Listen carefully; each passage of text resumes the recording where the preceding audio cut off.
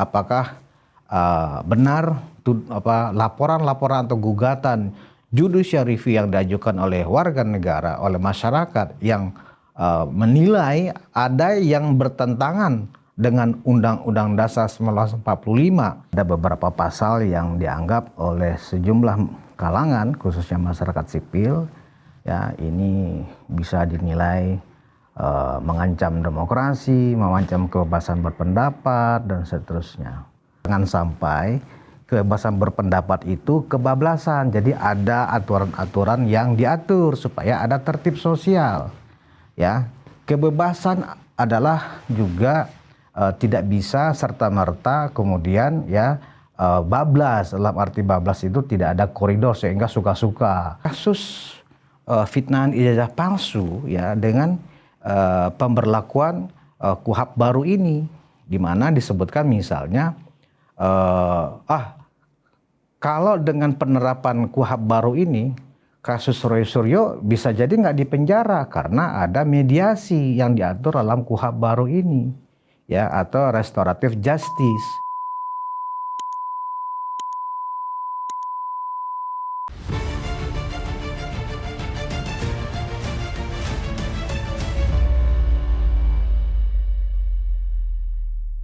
Hai penonton Ruang Konsensus Unpacking Indonesia, dimanapun Anda berada, bersama saya kembali Budius Ma'ruf Piliang, anak sulung Mulyono. Kandang Termul, disinilah tempatnya termuliakan ya. Hari ini saya akan mendiskusikan tentang diberlakukannya KUHP dan KUHP ya, yang sudah diberlakukan 2 Januari kemarin. Jadi kita mendapat hadiah tahun baru pemberlakuan Kitab Undang Hukum Pidana dan Kitab Hukum Acara Pidana. Nah, ini sesuatu yang menarik karena langsung menimbulkan kontroversi, karena ada beberapa pasal yang dianggap oleh sejumlah kalangan, khususnya masyarakat sipil, ya ini bisa dinilai mengancam demokrasi, mengancam kebebasan berpendapat, dan seterusnya. Nah, karena saya memang bukan berlatar belakang hukum, saya hanya menyorot hal-hal yang saya anggap secara umum ya, penonton Ruang Konsensus memiliki semacam perspektif ya tentang KUHP baru ini. Nah, apa itu yang saya maksudkan perspektif? Sebenarnya dari sejumlah pakar ya yang saya dengar, sebenarnya ini beda-beda tipis dengan KUHP lama, cuman chapter-chapternya agak sedikit berbeda dari KUHP yang lama. Ya, KUHP rejim Orde Baru katanya begitu. Nah, tapi dengan KUHP baru ini ya ada beberapa pasal yang dipindah tempatkan. Nah, tetapi ada juga pasal-pasal baru yang menarik di sini. Misalnya yang kontroversi ya. Saya ambil yang kontroversi aja, yang ringan-ringan aja, supaya kita sedikit santai ya di tahun baru ini. Misalnya, saya nggak tahu apakah ini dianggap receh atau apa ya. Misalnya, ternyata sekarang di KUHP baru ini ya aktivitas kumpul kebo. Ini ngeri-ngeri sedap ini. Ternyata sekarang bisa dipidanakan. Kalau dulu kan nggak bisa dipidanakan. Nah, sekarang bagi yang terbiasa lifestyle-nya American style ya, hati-hati karena ternyata di KUHP baru ini ya orang yang satu rumah tapi tanpa ikatan pernikahan ya itu bisa kena delik pidana ketika misalnya nih yang kumpul kebo itu tuh istri kemudian dilaporkan oleh suami, atau sebaliknya ya yang kumpul kebo itu suami dilaporkan oleh istrinya ke kepolisian, itu langsung kena delik pidana. Nah, atau yang melaporkan itu adalah orang tuanya, orang tua kandung ya gitu. Nah, ini kan hal yang baru sebenarnya, dan ini perlu juga disosialisasikan ke masyarakat. Karena apa? Karena memang kita menyadari saat ini Indonesia di tengah peradaban yang sangat kosmopolitan ya, karena kemajuan teknologi informasi ya, seolah-olah kebebasan ya mulai meninggalkan kaidah-kaidah norma, kaidah-kaidah agama, dan tertib sosial lainnya. Kita sering melihat praktek-praktek kumpul kebo ini misalnya ya rawan terjadi ya di pemukiman-pemukiman ya yang memang antar satu tetangga dengan tetangga yang lainnya itu tidak ada interaksi ya. Jadi orang istilahnya apa ya, nafsi-nafsi. Nah, itu kan memungkinkan ya untuk terjadinya praktek-praktek seperti itu. Termasuk juga misalnya kita tahu karena kemajuan zaman dan peningkatan kesejahteraan sejumlah kalangan, mungkin kelas menengah atas, kemajuan untuk orang bisa memiliki apartemen ya, itu membuat itu jangan-jangan apartemen tempat apa istilahnya tempat simpanan. Nah, itu ternyata sekarang harus hati-hati, pengelola apartemen misalnya harus benar-benar teliti.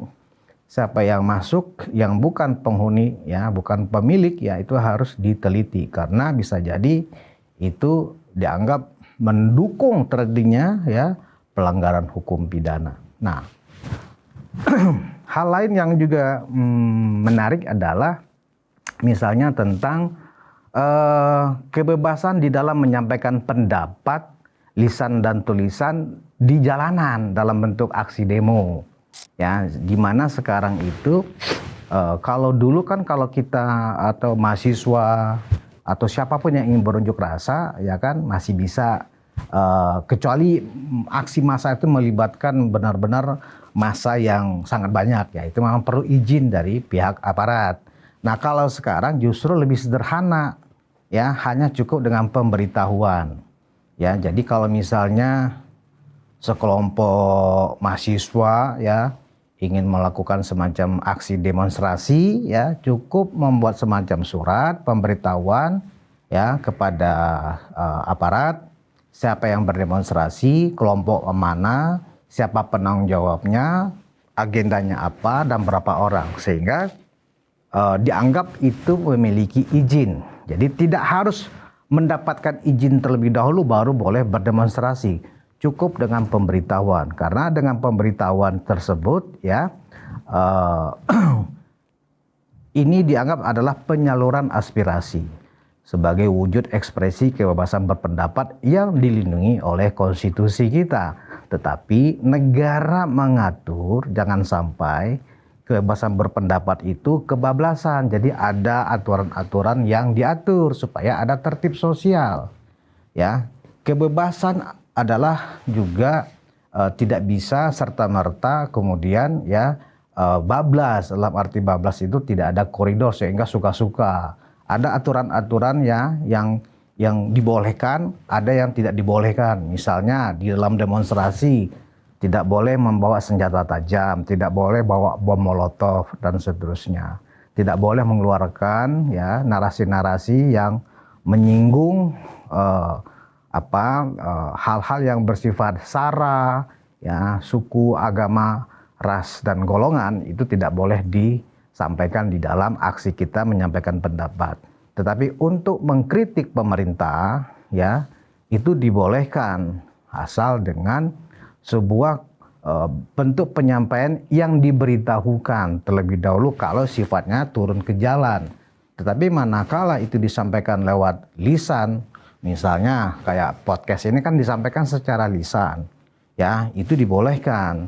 Ya, asal kemudian dijelaskan maksud-maksudnya, apakah ini adalah sebuah ulasan, apakah ini sebuah tinjauan, apakah ini sebuah analisa, apakah ini sebuah perspektif dan seterusnya. Ya, memang kalau kita bicara tentang kebebasan berpendapat, KUHP baru juga melindungi ya, tetapi juga sekaligus ya namanya hukum pasti ada ancaman ya kan.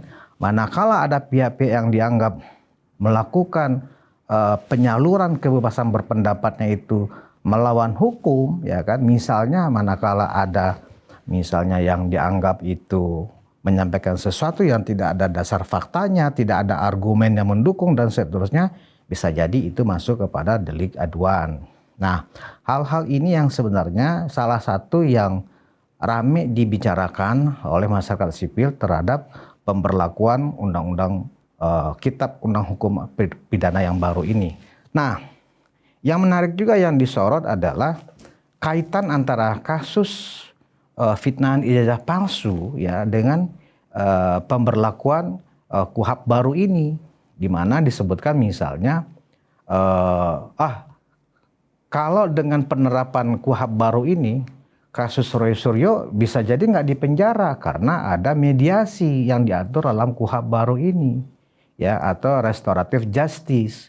Nah, kalau terkait dengan restoratif justice di mediasi di KUHP lama sebenarnya juga diatur, tetapi ini lebih tegas, di KUHP baru ini katanya lebih tegas. Nah, ini juga tentu pro kontra ya.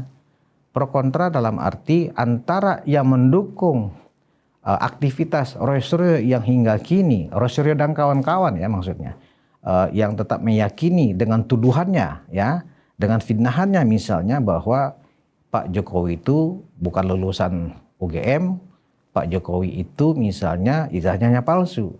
Nah, itu sebenarnya bisa dimediasi ya, sehingga tidak lari ke pengadilan, ke penuntutan gitu loh. Nah, syarat-syarat di dalam restoratif justice atau mediasi itu ya tentu ada persetujuan para pihak tentunya ya. Nah, apakah kasus ini akan bergulir menjadi mediasi dan seterusnya? Saya pikir kita tinggal menunggu ya, karena hingga hari ini kasus fitnahan ijazah palsu masih di tangan penyidik Polda Metro Jaya. Konon katanya sebentar lagi akan P21. P21 artinya sudah lengkap masuk ke penuntutan oleh pihak kejaksaan, dan pihak kejaksaan kemudian tinggal mendaftarkannya untuk dimasukkan ke persidangan, ya kan? Nah, apakah memungkinkan dengan KUHP baru ini misalnya para pihak melakukan semacam mediasi? Ya memungkinkan, tetapi persoalannya apakah berkenan kedua belah pihak untuk melakukan restoratif justice ini? Nah, kalau kita lihat dari perkembangan-perkembangan yang ada, kedua belah pihak sepertinya tidak sepaham dengan restoratif justice ini. Nah, khususnya para termul ya kan, termuliakan ini kan tidak menginginkan, harus benar-benar para penuduh harus bisa membuktikan bahwa yang mereka maksudkan ijazah palsu Pak Jokowi itu memang bisa dijelaskan di ruang sidang di depan majelis hakim benar palsu. Sebaliknya, pihak Pak Jokowi juga pasti akan melihatkan ijazah aslinya. Nah, sebenarnya kan hanya persoalannya di situ, ya kan? Bahwa di sini kemudian berdimensi politik, ya itulah kemudian yang menjadi menarik dari kasus ini, ya kan? Terlalu banyak spekulasi yang beredar di masyarakat tentang dimensi politiknya sedalam dan sejauh apa kasus fitnahan ijazah palsu ini, gitu loh. Nah, jadi apakah KUHP baru ini memastikan adanya mediasi? Tidak ada yang dipastikan, tetapi dimungkinkan manakala memang kedua belah pihak bersepaham.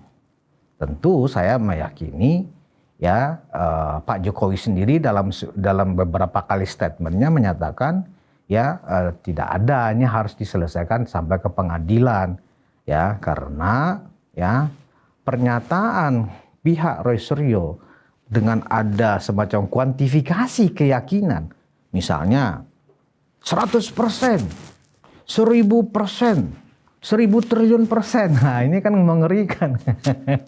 Masa segitu yakinnya sih ijazah Pak Jokowi itu palsu dengan persentasenya yang nggak masuk akal gitu loh. Nah, artinya apa? Ya kalau memang sudah berkeyakinan seperti itu, ya memang harus dibuktikan bahwa Pak Jokowi yang mereka tuduh sebagai memiliki ijazah palsu itu terbukti. Manakala memang tidak terbukti, ya itulah istilahnya ancaman pidana menunggu gitu. Nah, yang menarik lagi adalah tentang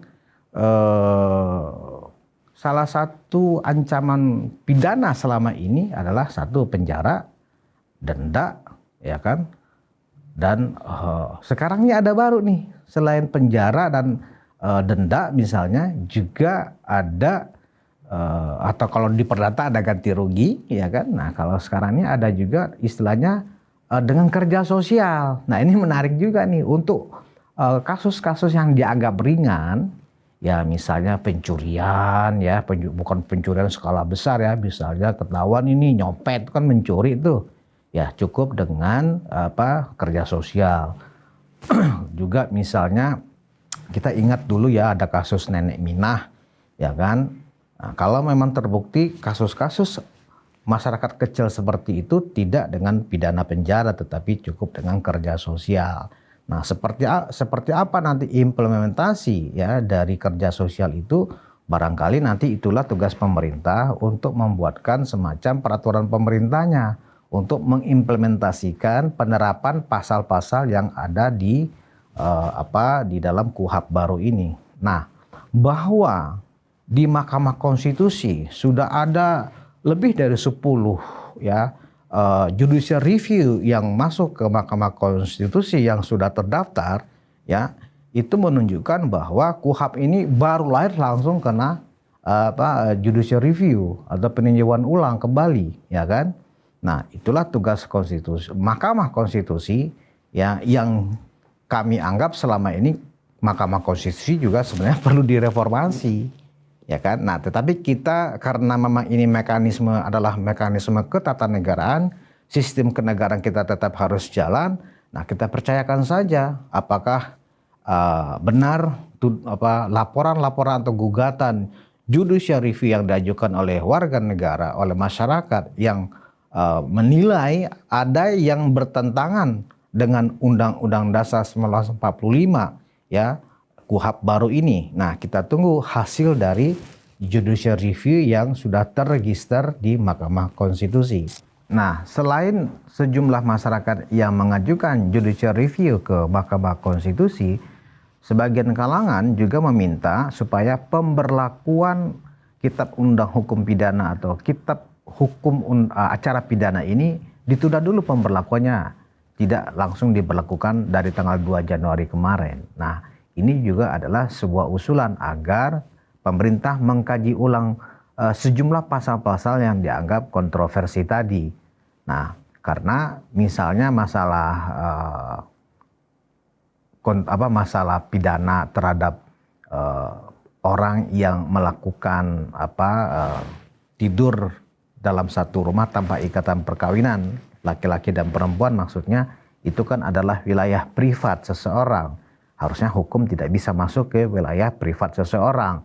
Nah, artinya apa? Negara sudah mulai mengusik ya hak privasi warga negara yang memang selama ini tidak boleh masuk ke dalam ranah hukum. Nah, jadi banyak sekali memang pasal-pasal yang dinilai kontroversi. Nah, apakah kita bersepakat dengan undang-undang yang disahkan dari tahun 2023 dan baru berlaku 2 Januari 2026 ini akan ditunda atau kemudian akan ada perubahan-perubahan nanti dari hasil judicial review, hasil keputusan Mahkamah Konstitusi, ya kita tunggu. Sebenarnya masih ada beberapa pasal lagi yang menurut saya juga baru, misalnya ketegasan dalam undang-undang KUHP baru ini, ya Bang, KUHP baru ini maksudnya adalah ada semacam larangan tegas dari hukum kita, ya, misalnya di dalam mengganggu atau menghasut yang bersifat menyinggung agama atau konflik yang berpotensi disebabkan oleh karena penghinaan agama yang berlaku di Indonesia. Itu juga masuk di dalam materi di dalam KUHP baru ini. Dan juga ada larangan yang tegas juga ya yang diatur oleh KUHP baru ini tentang larangan untuk menyebarluaskan ya paham yang bertentangan dengan Pancasila. Misalnya dari Marxisme, Leninisme dan seterusnya itu dilarang, dan ajaran-ajaran yang bersifat melawan ya kedaulatan dan dasar ideologi Pancasila. Itu jelas juga dianggap sebagai pelanggaran pidana dalam undang-undang KUHP yang baru ini. Dan sebagai penutup dari Monolog Ruang Konsensus edisi hari ini ya, yaitu tentang pemberlakuan ya KUHP dan KUHP baru tanggal 2 Januari. Nah, saya sedikit ingin berkomentar tentang akhir-akhir ini, beberapa hari inilah ya kan, nama saya disebut-sebut akan disomasi dan seterusnya oleh Pak SBY dan Demokrat. Ya, saya pikir ini adalah sesuatu yang memang saya nggak tahu apakah saya harus responnya seperti apa, tetapi saya pikir ya apa yang beredar selama ini sebaiknya sih saya menyarankan agar tabayun dulu aja, karena saya juga belum menerima apapun hal-hal yang dimaksudkan yang heboh beberapa hari ini karena nama saya disebut-sebut gitu loh. Nah, saya yakin ya Partai Demokrat, banyak teman-teman saya yang ada di sana atau sejumlah orang pernah menjadi narasumber saya dan kita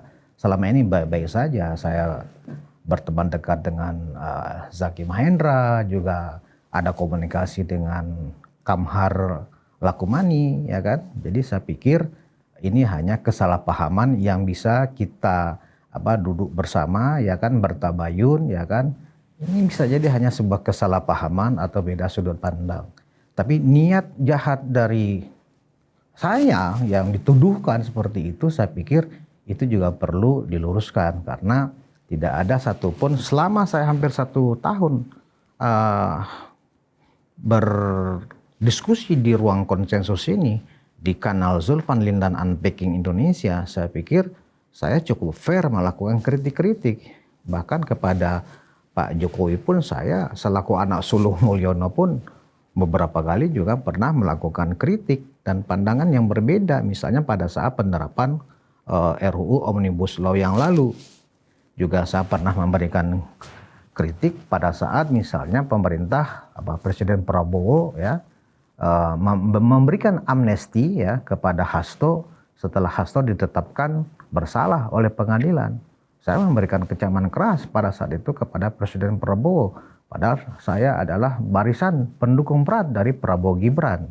Tetapi bagi saya sebagai jurnalis ya dan sebagai juga bagian dari masyarakat sipil, menyampaikan aspirasi dengan sebuah sudut pandang dengan perspektif yang saya anggap memiliki argumentasi yang jelas, saya pikir itu dibolehkan di dalam negara kita. Nah, pada kesempatan kemarin ya, atas segala aktivitas saya ya sebagai seorang podcaster, sebagai seorang jurnalis ya, dalam monolog saya kemarin yang ternyata videonya pun sudah di take down, saya juga nggak tahu kenapa di take down. Saya mengucapkan permintaan maaf yang setulus-tulusnya kepada para pemimpin ya yang pernah saya kritisi atau saya berbeda pandangan ya dengan para pemimpin. Saya minta maaf kepada Pak Prabowo, kepada Pak Jokowi, kepada Ibu Mega, dan juga kepada Pak Susilo Bambang Yudhoyono. Tidak ada niat jahat yang saya sampaikan di dalam pandangan-pandangan saya. Dan saya pikir kalau kita mau berdiskusi, ya saya justru tertarik untuk kita berdiskusi tentang sudut pandang saya yang dianggap berbeda. Ya, tapi kalau kemudian itu dinilai sebagai sebuah pencemaran, menyesatkan publik, saya pikir itu kita berbeda sudut pandang, ya. Dan saya pikir sebaiknya langkah yang kita lakukan adalah bertabayun, ya. Karena keberadaan saya di sini sangat jelas. Saya berkantor di mana dan teman-teman Demokrat seperti Zaki, Kamhar sering datang ke sini, tahu alamat saya, alamat kantor saya ada di sini. Ya kenapa kita tidak berdiskusi di sini gitu loh, untuk memperjelas. Bagi saya manakala memang dianggap itu menyinggung perasaan dan seterusnya, permintaan maaf, klarifikasi itu buat saya adalah hal yang enteng-enteng saja. Karena kita minta maaf itu bukan sesuatu yang hina, tetapi harus jelas ya, supaya jangan sampai kemudian kita mencederai demokrasi, kita mencederai kebebasan berpendapat. Kalau kebebasan berpendapat itu harus bertanggung jawab, saya sepakat dengan itu. Kebebasan berpendapat itu memang harus bertanggung jawab ya. Tetapi kita juga harus di dalam konteks sebuah relasi anak bangsa. Tujuan kita adalah sama, yaitu membangun demokrasi, ya kan? Jadi karena itu di dalam kesempatan ini sekali lagi saya sampaikan kepada teman-teman Demokrat, kepada Pak SBY, manakala memang ada dalam pandangan-pandangan saya Di dalam tampilan-tampilan saya memang tidak berkenan, menyinggung perasaan, kembali saya sampaikan permintaan maaf saya, gitu loh. Tidak ada niat baik dari saya, hanya demi kepentingan untuk mencerdaskan anak bangsa. Bukan sebaliknya seperti yang disampaikan, justru menyesatkan masyarakat, ya kan? Tidak ada dalam penyampaian-penyampaian saya komentar-komentar yang muncul di kanal ini yang mengatakan penyampaian saya menyesatkan. Tidak ada, tetapi ini lagi-lagi hanya masalah sudut pandang, ya kan? Nah, karena itu pada kesempatan ini ya dengan berlakunya undang-undang Kitab Undang Hukum Pidana yang baru ini, ya kan? Nah, saya menghimbau kepada seluruh pihak untuk kita sama-sama menghormati kebebasan, menghormati hak asasi manusia, menghormati juga ya jangan sampai kita menghina atau memfitnah siapapun. Dalam kesempatan ini saya menyampaikan tidak ada maksud memfitnah apalagi dengan tujuan untuk menjatuhkan nama baik. Terima kasih perhatian Anda. Saya sampaikan supaya agar kita tidak terjebak di dalam provokasi yang memperkeruh suasana. Tidak ada niat untuk menyesatkan apalagi memperkeruh suasana, karena ruang konsensus hadir adalah untuk mencerdaskan anak bangsa. Bagi yang berbeda pendapat boleh-boleh saja, dan kemudian kita berdiskusi lebih lanjut. Kami terbuka di sini. Bahkan saya sudah mengundang para pihak yang tidak bersepakat untuk tampil di sini memberikan pandangan-pandangan yang berbeda. Barangkali saya memang kurang tajam sehingga bisa memberikan wasanah yang baru tentang sebuah sudut pandang. Itu aja dulu. Kita berjumpa lagi di episode Ruang Konsensus berikutnya. Wassalamualaikum warahmatullahi wabarakatuh.